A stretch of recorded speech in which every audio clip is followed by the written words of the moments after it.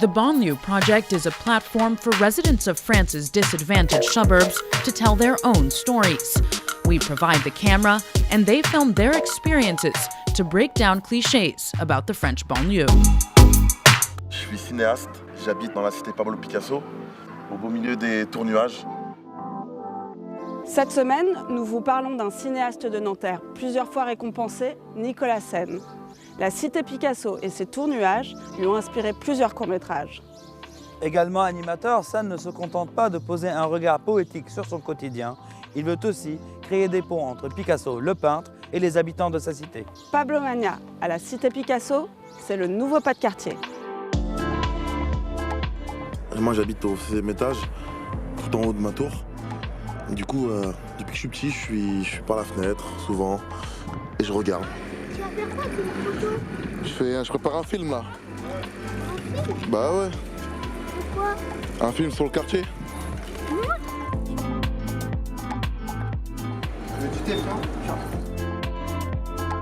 Ici, on est dans la seule tour où on peut voir des tableaux de Picasso et un portrait.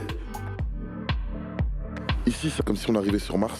Même pour s'asseoir, c'est bancal. C'est le côté Picasso, ça, un peu tordu.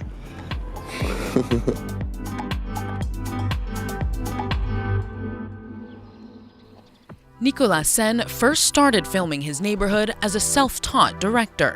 Ça va, Nico? Et toi, tu vas bien? Je t'emmène vers la cité. Allez. He was first noticed in Cannes, where he won the Film Your Neighborhood competition for his third short film, The Picassos. Tu vois, c'est les tours Ayot, construites par Émile Ayot. Ça fait partie de la cité Pablo Picasso. Parce que toi, tu t'inspires en fait du quartier, de la configuration du quartier. C'est ça, c'est très inspirant, c'est un côté poétique, au niveau de la couleur aussi. Moi, j'essaie d'exploiter tout ce petit... Ce que tu as sous la main. Voilà, tout ce que j'ai sous la main, j'essaie de l'exploiter par rapport à ça. J'essaie de pousser le délire très loin. Et donc, quand tu dis pousser le délai très loin, on parle aussi des moutons dans la cité ou pas? Allez, moi. C'est aussi par rapport aux médias, comment ils montrent les différents quartiers populaires, les banlieues. Et du coup, voilà, les moutons, c'est rentrer dans le quartier, apprendre à connaître les gens pour comprendre qui ils sont. Et sinon, suivez le berger comme des moutons, quoi.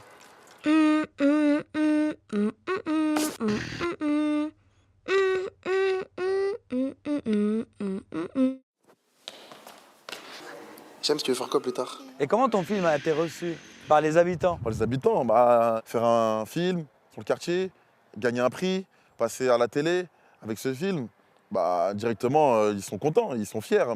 Mais s'ils sont pas dedans, on parle du quartier, ils sont contents, tu vois. Et il y en a qui vont être dans le prochain projet. C'est ça. On va mettre le quartier sur à l'honneur. Un piédestal. For his next film, Nicolas took inspiration from Picasso paintings for a mosaic of the neighborhood's residents. Among them, the actress Soumaï Bokoum. Dans mon documentaire, il y a 5 chapitres, 5 tableaux.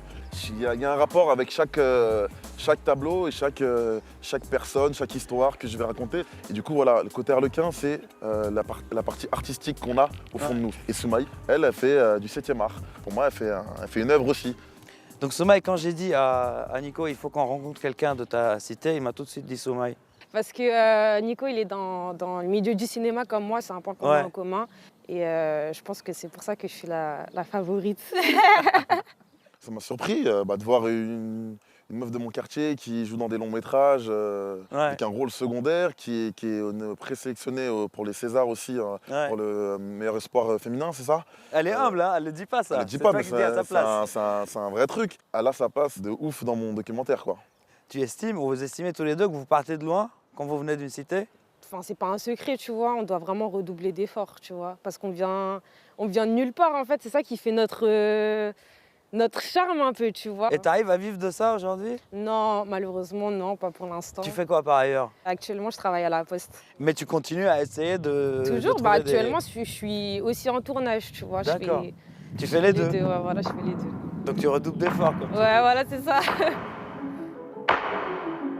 As an activity leader, Nicolas wanted to share his passion for painting with the neighborhood's youth.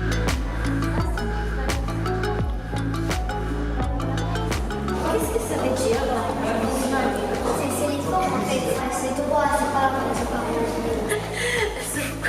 Picasso voulait représenter ici avec tous ces objets D'accord. Ça, c'est baigneuse couchée.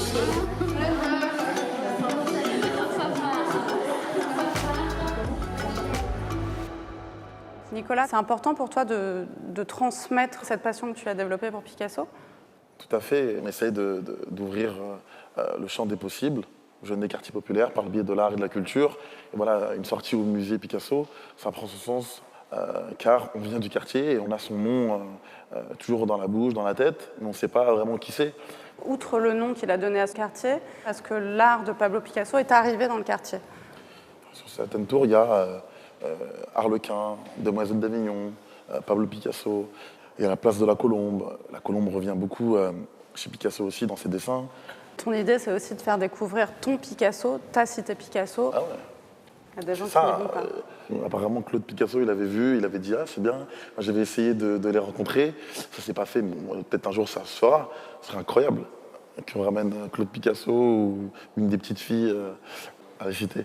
Je pense que Picasso, quand il fait ses tableaux, il ne s'est pas dit ça sera pour un Espagnol ou pour des gens parisiens. Non, il a fait des œuvres pour tout le monde. C'est incroyable si j'arrive à rassembler dans une salle de cinéma toutes catégories socio-professionnelles, origine, religion. Ah bah ouais, voilà, ce serait mortel. Je te remercie, Nicolas. Rien.